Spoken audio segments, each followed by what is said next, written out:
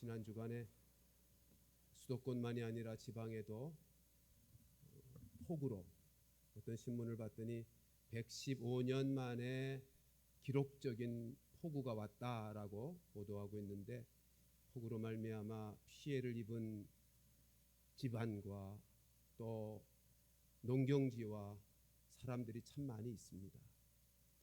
오늘 아침에 잠깐 뉴스를 라디오 오며 차에서 들었는데 이재민이 7,000명이나 되었다고 합니다.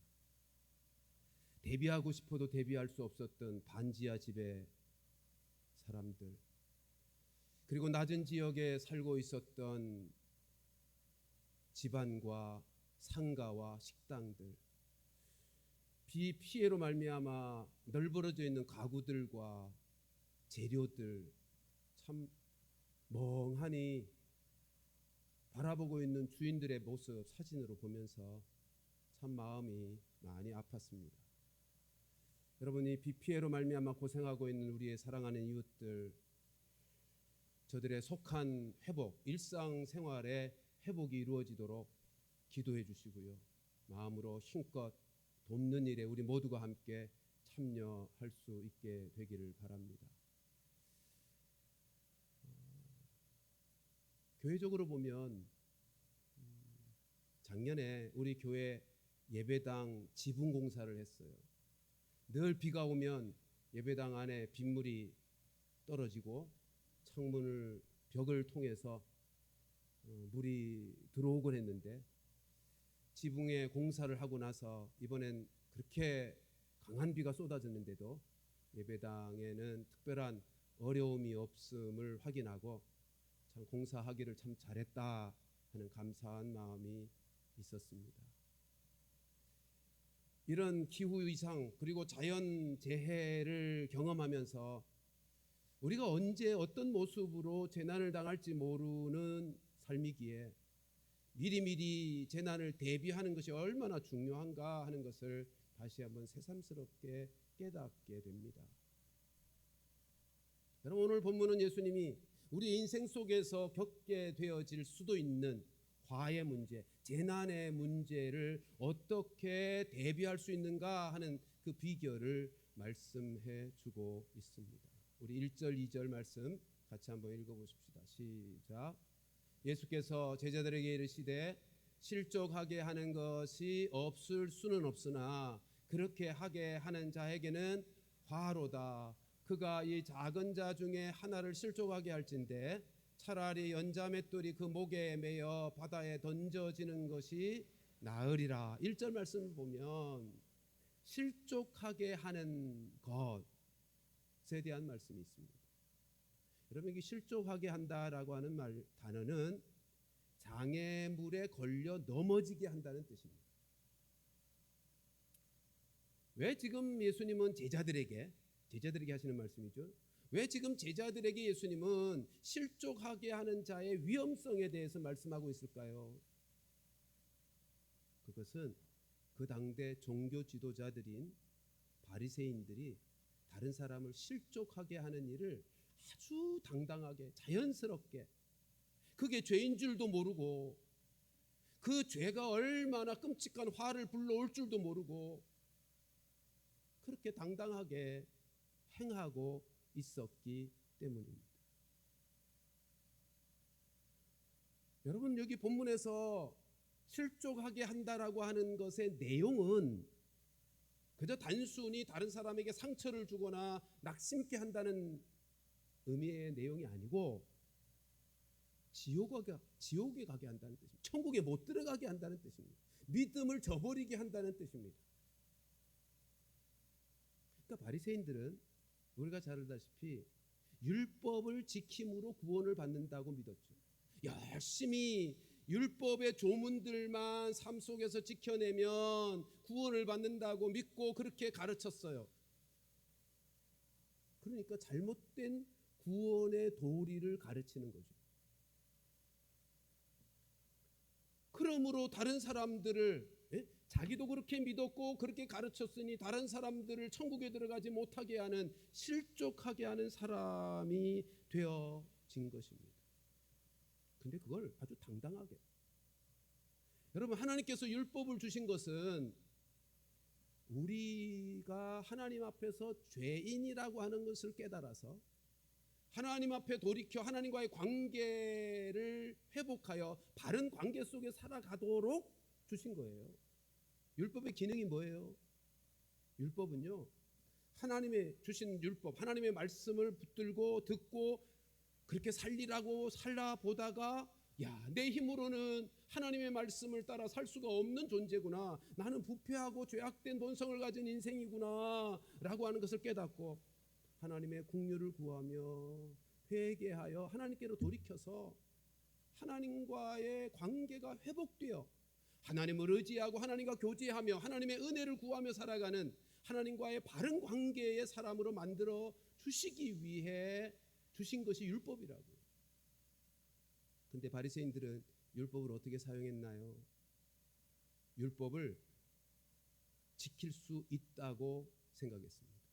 그리고 자기들은 율법을 잘 지키고 있다고 자랑했습니다. 그러니까 하나님 앞에서 회개할 것이 없는 거예요.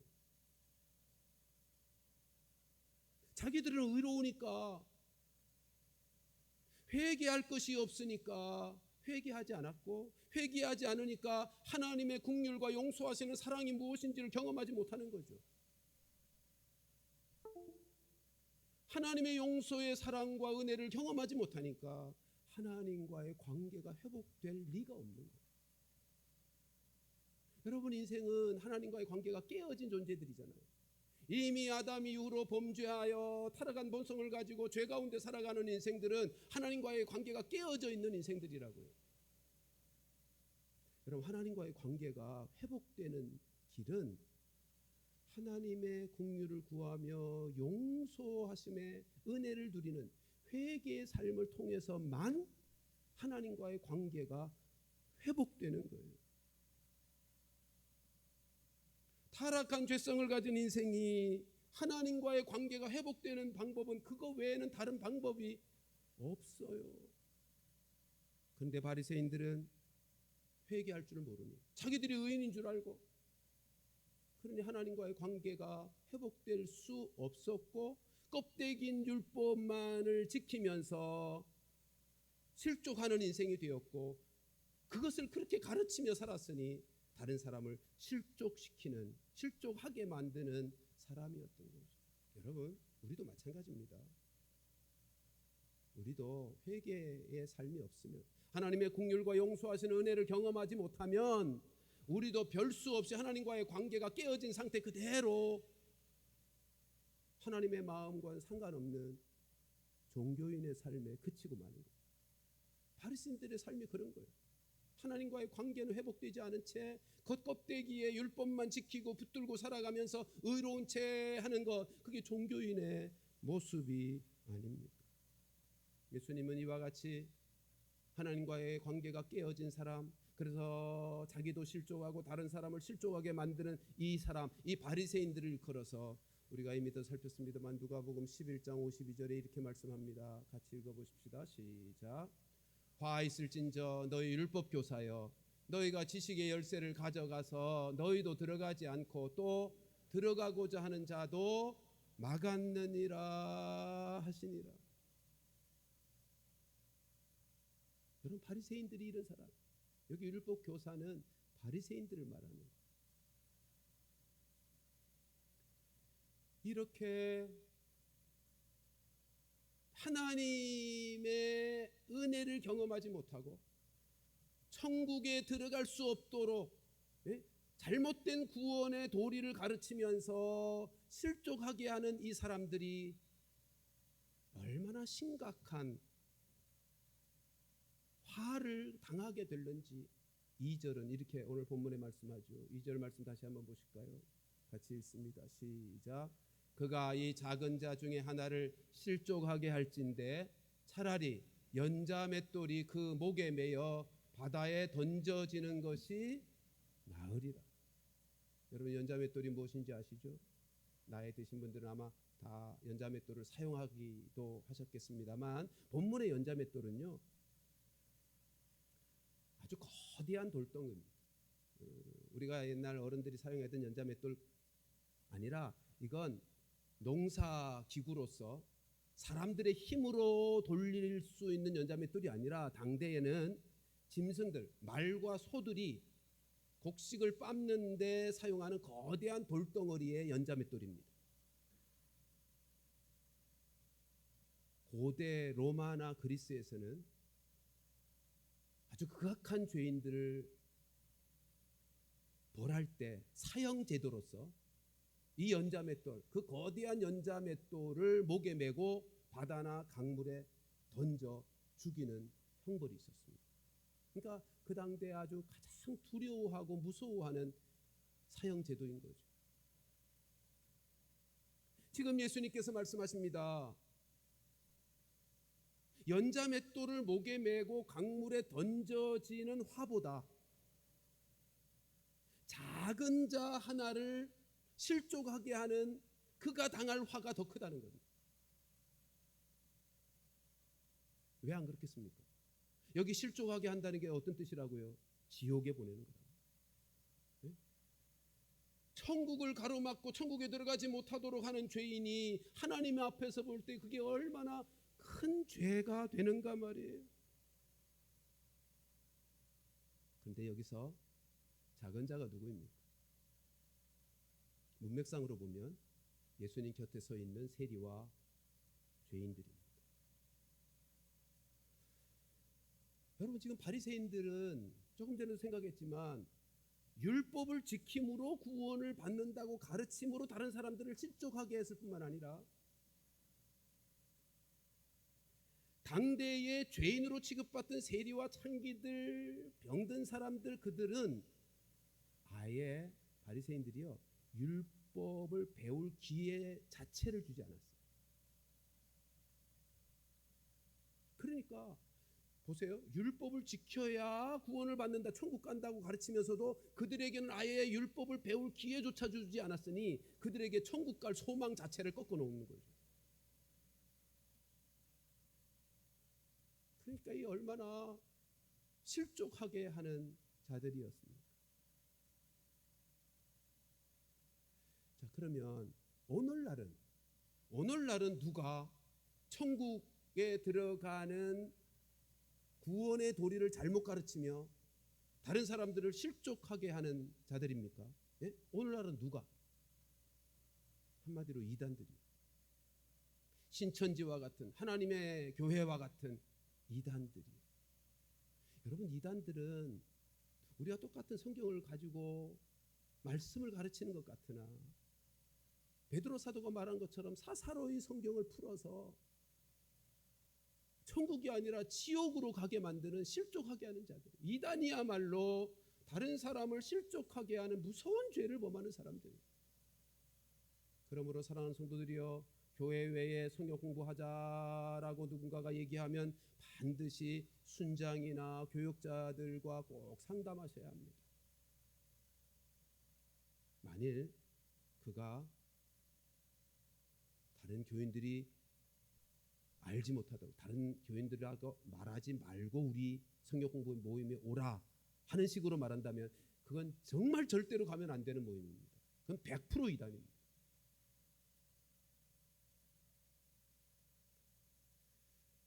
여러분, 꼭 기억하십시오. 자기가 장애물에 걸려 넘어지는, 실족하게 되는 일과 실족하게 하는 이 모든 일들이 화가 될 것인데, 화를 당하게 될 것인데, 사실 우리 모두도 하나님의 말씀을 전하는 전도자들 아닙니까?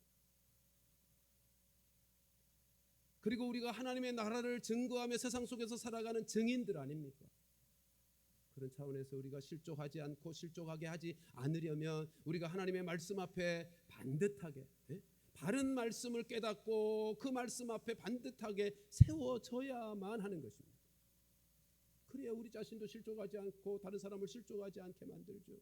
따라서 우리는 하나님의 말씀을 대할 때 그 말씀을 성령께서 바르게 깨닫게, 이 말씀이 그러한가 바르게 깨닫는 열심을 가지고 말씀을 대하여야 할 것이고요. 단순히 지식이 아니라 삶 속에서 그 말씀을 실천하며 말씀의 능력들을 제대로 경험하며 살아가야 할 것입니다. 아울러 우리가 실족하지 않고 실족하게 하는 사람이 되지 않으려면 여러분, 우리가 말과 행실에 있어서도 다른 사람들에게 장애물이 되면 안 되는 것이죠. 우리가 말을 거칠게 잘못하며 우리의 행실이 말씀을 떠난 죄악의 삶을 살게 되게 되면 여러분, 그리스도인에 대한 세상 사람들로부터 혐오감을 갖게 만들지 않겠습니까? 교회와 하나님에 대한 부정적인 생각들을 갖게 되게 하지 않겠습니까? 그로 말미암아 저들은 점점 천국으로 멀어지게 되지 않겠는가 말이에요.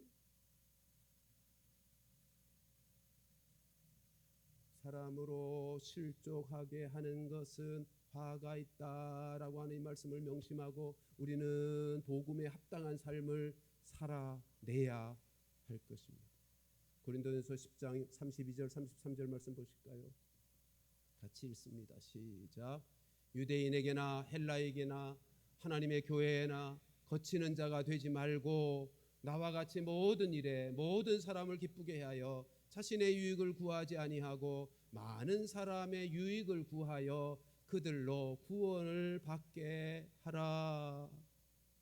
아멘. 여러분, 그리고 교회 안에서 성도들과 함께 신앙생활을 하다가 본의 아니게 우리가 말에 실수를 할 수 있죠. 그리고 작은 허물로 인해서 지체를 상처나게 하고 지체로 시험 들게 할 때가 있죠. 우리가 연약해서. 또 어떤 경우는 내가 말한 뜻은 분명 그건 아니었는데 상대가 오해해서 시험 들고 상처받게 되는 경우들도 있어요. 여러분, 경우가 어떤 경우든 만일 상대방이 시험 받았다 그러고 낙심하게 되었다, 상처받았다 그러면 찾아가서 진실한 내 마음 솔직하게 고백하고 미안하다고 용서를 구하는 용기가 우리에게 필요해요. 왜요? 여러분, 사탄은요 자그마한 것을 자꾸 부풀리거든요. 작은 실수와 허물을 가지고 다른 사람의 마음을 충동시켜서 교회 공동체를 해치는, 교회 공동체를 깨트리게 하는 역사를 사탄들이 일으키게 되거든요. 여러분, 사탄은 어떻게 하든 걸려 넘어지게 만드는 덫을 놓고 기다리고 있는 존재들입니다. 따라서 우리 지체들 간에 어떤 문제, 어떤 상처가 있게 되었다면 여러분, 절대로 수군거리지 마십시다. 사람 찾아다니면서 그 사람 비난하고 욕하고 뒷말하지 마십시다. 그것은 사탄의 괴계에 동참하는 것입니다. 사탄의 계략에 덫에 걸려드는 것입니다. 어떤 문제가 있으면, 상처가 있다면 사람에게 찾아가지 말고 하나님에게 찾아가야죠. 하나님 앞에 가지고 나아가면 하나님께서 용서할 수 있는 은혜와 능력을 우리에게 부어주실 것이고 필요한 지혜도 공급해 주셔서 그 문제 해결해 주신단 말이죠.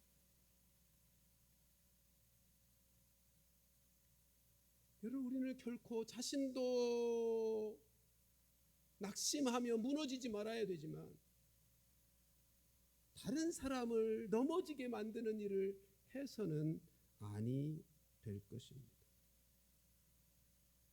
오늘 본문의 말씀에는 따라서 어떻게 하면 실족하지 않게 하는가 근본적인 대책을 우리 예수님께서 3절 4절의 말씀에 이어서 이렇게 우리에게 가르쳐주고 있습니다. 우리 3절 4절 말씀 같이 읽습니다. 시작. 너희는 스스로 조심하라. 만일 내 형제가 죄를 범하거든 경고하고 회개하거든 용서하라. 만일 하루에 7번이라도 내게 죄를 짓고 7번 내게 돌아와 내가 회개하노라 하거든 너는 용서하라 하시더라. 3절 말씀 보면 너희는 스스로 조심하라 말씀합니다. 이렇게 말씀하는 이유가 뭘까요? 바리새인들처럼, 여러분 우리 모두는요 바리새인들처럼 다른 사람의 잘못을 지적하고 드러내고 고발하고 비난하는 건 잘해요.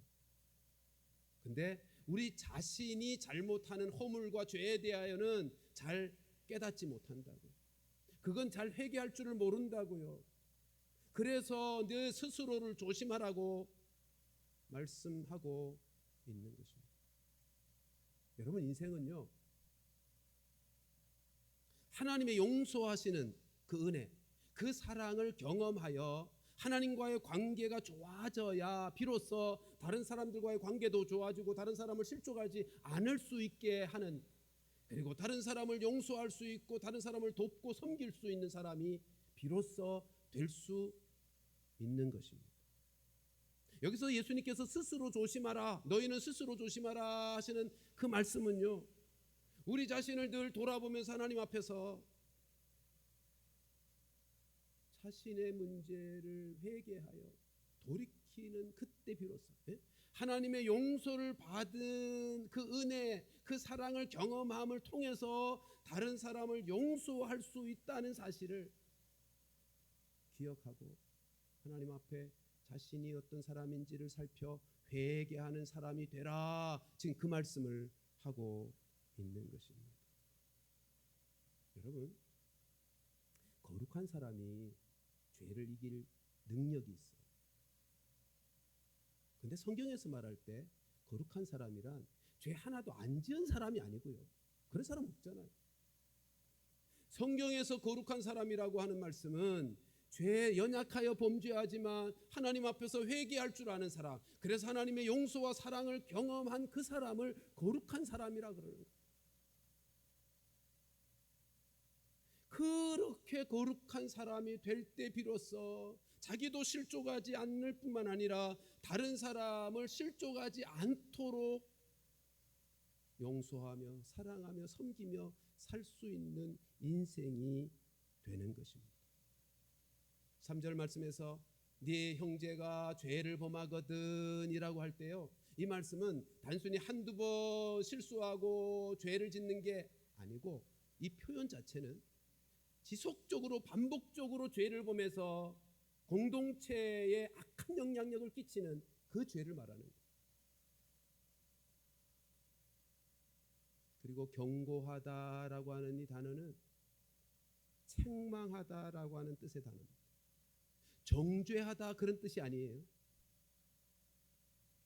그 지체가, 그 형제가 돌이켜서 다시 하나님 앞에서 온전하게 세워지기를 간절한 마음으로, 사랑하는 마음으로 권하는 그 행동을 표현한 것이 경고라고 하는 단어입니다. 그러니까 예수님은요 지금 교회 공동체를 건강하게 세우기 위해서 지금 제자들에게 하시는 말씀이에요. 교회 공동체가 오고 오는 모든 교회 공동체가 건강하게 자라고 그 교회 안에 있는 모든 성도들이 결코 실족하지 않게 하시기 위해서 책망과 용서를 적절하게 지금 가르쳐 주고 있는 것입니다. 우리 예수님은요 교회 안에서 이렇게 범죄하는, 반복적으로 지속적으로 범죄하여 다른 형제를 실족하게 만들고 교회 공동체를 파괴 만드는 악한 영향력을 끼치는 그런 죄를 못 본 채 하지 말라는 것입니다. 그냥 아무렇지도 않게 못 본 채 하고 넘기지 말고 진실한 주님의 사랑의 마음을 가지고 그 형제가 고쳐지도록 권면하라는 거죠. 책망하면서라도 그를 돌이켜 하나님의 사람으로 온전히 회복시켜 주라는 거예요. 그리고 또한 이어서 말씀하죠. 그가 회개하면 용서하라고 분명하게 말씀하고 있습니다. 그래야 교회 공동체가 건강해지기 때문입니다. 여러분 당시의 바리새인들과 서기관들은 그렇게 하지 않았습니다. 예수님 곁에 서 있는 세리와 바리새인들을 바라보며 그들을 정죄하기만, 비난하고 멸시하기만, 바리새인들과 서기관들은 그렇게 결코 용서할 줄 모르는. 근데 예수님은 어떠했죠? 예수님은 회개하라 천국이 가까웠느니라 외치는 복음 앞에 예수님께 나와 회개하는 세리와 죄인들, 그들을 다 용서해 주셨고요, 따뜻한 품으로 안아 주셨던 것입니다. 그러므로 오늘 본문에 예수님이 너희는 스스로 조심하라 라고 하는 말씀은 너희 속에 그 예수님의 마음을 품고 있는지, 거룩한 삶의 마음을 가지고 자신도 실족하지 않으려니와 다른 사람에게 경고할 수 있고 책망할 수 있고 다른 사람을 실족하지 않을 수 있도록 도울 수 있는 예수 그리스도의 마음을 가지고 있는지를 스스로 살피라는 거예요. 우리는 앞에서도 살폈듯이 우리의 타락한 속성은 남의 잘못, 남의 허물들을 이렇게 다 들추어내어서 비난하고 비판하고 그것들을 지적하는 일에 익숙해 있는 사람들입니다. 그런 우리들, 그러나 그것 때문에 실족하는 자에게 미칠 화가 어떠함을 오늘 본문에서 예수님이 말씀하시니 이 말씀을 꼭 기억하고 우리 자신을 돌아보라는 것입니다.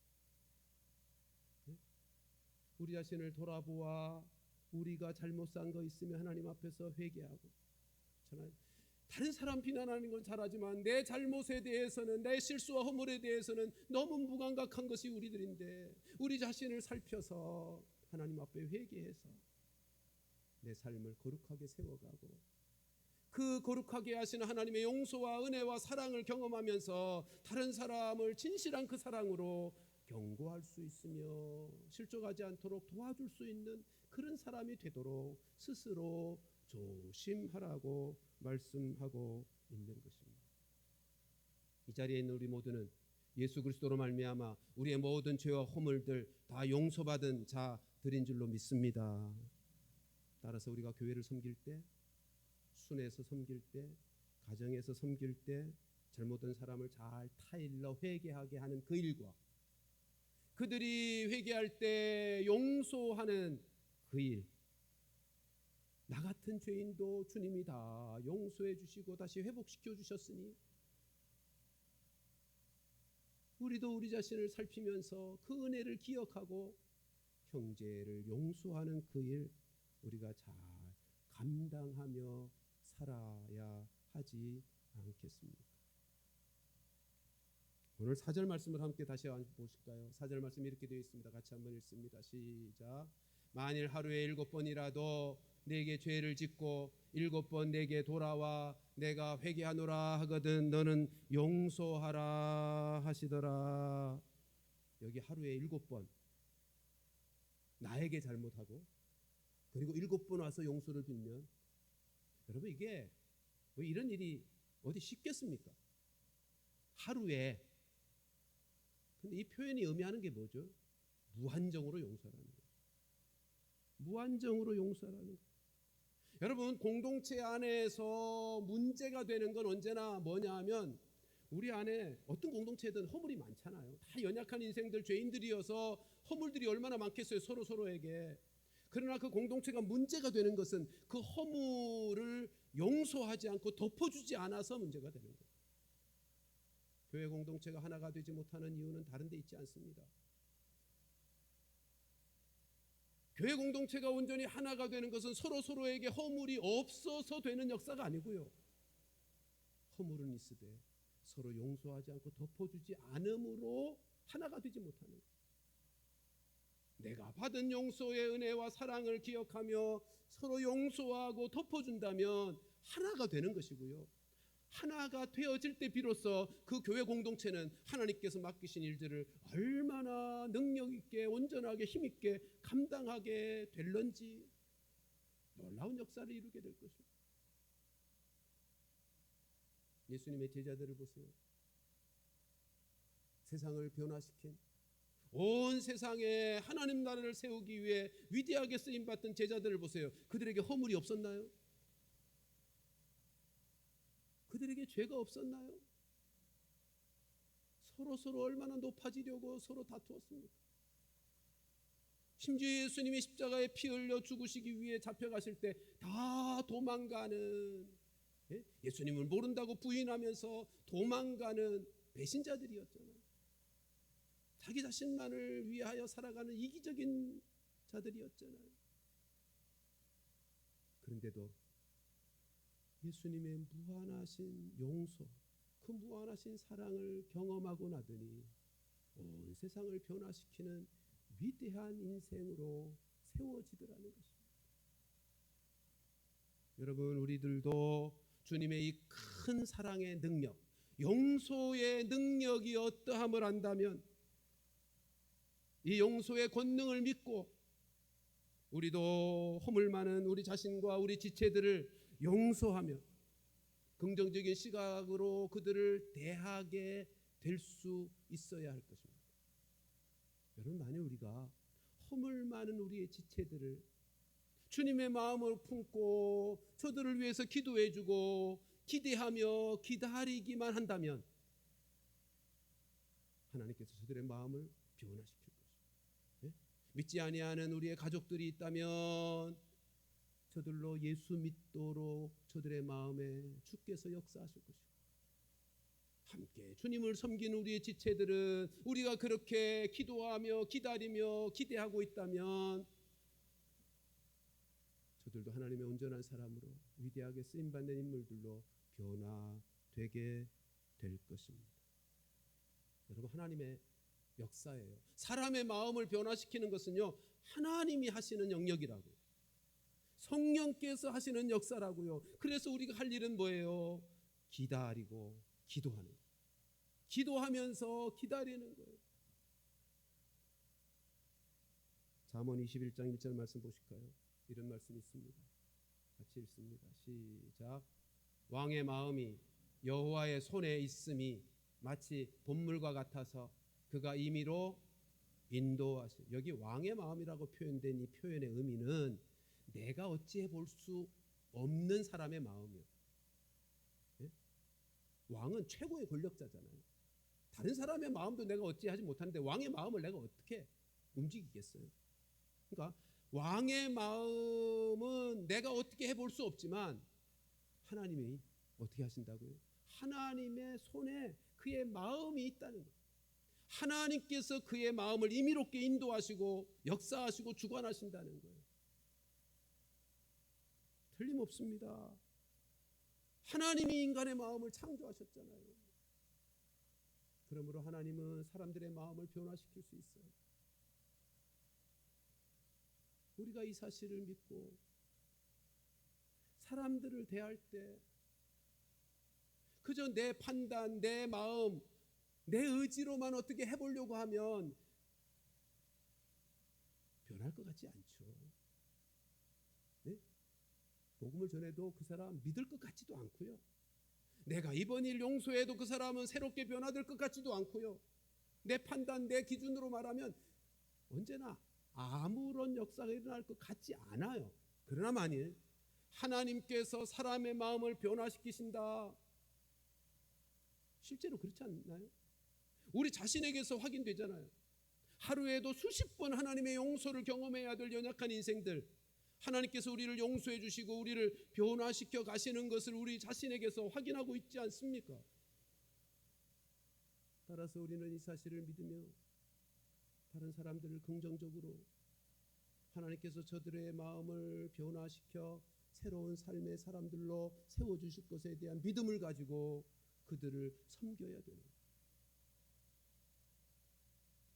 뿐만 아니라 우리가 복음을 전하면 하나님께서 내 생각에는 믿지 않을 것 같은 완악한 그의 심령도 하나님께서 변화시켜 예수 믿어 구원받게 하실 것, 하나님을 신뢰하면서 저들을 위해서 끊임없이 기도해주며 사랑으로 섬겨가는 거죠. 두 가지를 기억하십시오. 오늘 본문은 실족한 하게 해서는 안 된다. 네? 나 자신도 실족하면 안 되지만 다른 사람을 실족하게 하지 말자. 이것을 위해서 우리가 해야 할 일은 회개하는 삶입니다. 내가 연약하여 범죄하는 인생으로서 날마다 주님 앞에서 우리의 잘못과 허물을 내어놓고 하나님의 용서하심의 그 은혜와 사랑을 경험하여 내가 온전하게 거룩하게 변화되어 갈 때 비로소 내가 실족하지 않을 뿐만 아니라 다른 사람을 실족하지 않도록 도와줄 수 있는 사람이 되는 거예요. 그리고 이 모든 역사가 하나님께서 이루어 가시는 역사, 하나님으로 말미암아서는 되는 역사인 줄로 믿고, 여러분 10월 16일에 있을 온 세대 총동원 전도주일, 이번에 꼭 한 명 주께로 인도할 수 있으리라 믿음으로 확신하고, 한 영혼을 내 마음에 품고 여들을 위해서 기도하고 사랑으로 돌아보다가 그날 예배당으로 다 모시고 나올 수 있도록 하나님이 하시면 되는 일이에요. 뿐만 아니라 우리 주변의 모든 지체들에게 저들이 실족하지 않도록 사랑으로 권면하고 세워서 우리 모두가, 우리 동북교회 공동체가 하나님 앞에서 건강한 공동체로 세워지고 위대하게 하나님의 복음 위에서 쓰임받는 축복의 제단이 되어지는 은혜, 우리 모두가 그렇게 쓰임받는 은혜가 있기를 주님의 이름으로 축원합니다. 기도하십시다.